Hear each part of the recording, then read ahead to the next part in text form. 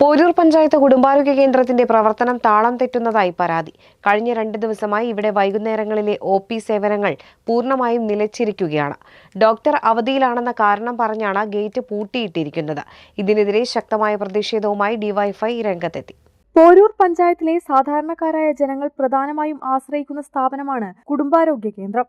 എന്നാൽ ഈ മാസം പകുതിയിലധികം ദിവസങ്ങളിലും ഈവനിംഗ് OP പ്രവർത്തിച്ചിട്ടില്ലെന്നാണ് ഡിവൈഎഫ്ഐ നേതാക്കൾ ആരോപിക്കുന്നത്. അപ്പോൾ കുറച്ച് കാലങ്ങളായി ഇങ്ങനെ തന്നെയാണ് ഈ പോരൂർ പഞ്ചായത്തിലെ കുടുംബാരോഗ്യ കേന്ദ്രത്തിന്റെ ഒരു സ്ഥിതി. ഈവനിംഗ് OP കൃത്യമായി പ്രവർത്തിക്കാത്തൊരു സാഹചര്യം. ഇപ്പൊ ഈ മാസം 11-ാം തീയതിയാണ് ഇന്ന് ആയിട്ടുള്ളത്. പക്ഷെ ഇതിനകം ആ പകുതിയിൽ കൂടുതൽ ദിവസവും ഈവനിംഗ് OP പ്രവർത്തിച്ചിട്ടില്ല എന്നുള്ളതാണ് നമുക്ക് കാണാൻ വേണ്ടി കഴിയുക.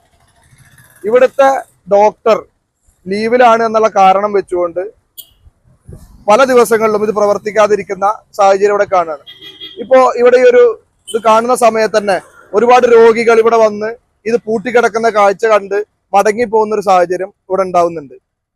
അപ്പൊ ഇത് അടിയന്തരമായി പഞ്ചായത്ത് ഭരണസമിതി ഇടപെട്ടുകൊണ്ട് തിരുത്തേണ്ട ഗൗരവകരമായിട്ടുള്ള വിഷയമാണ്.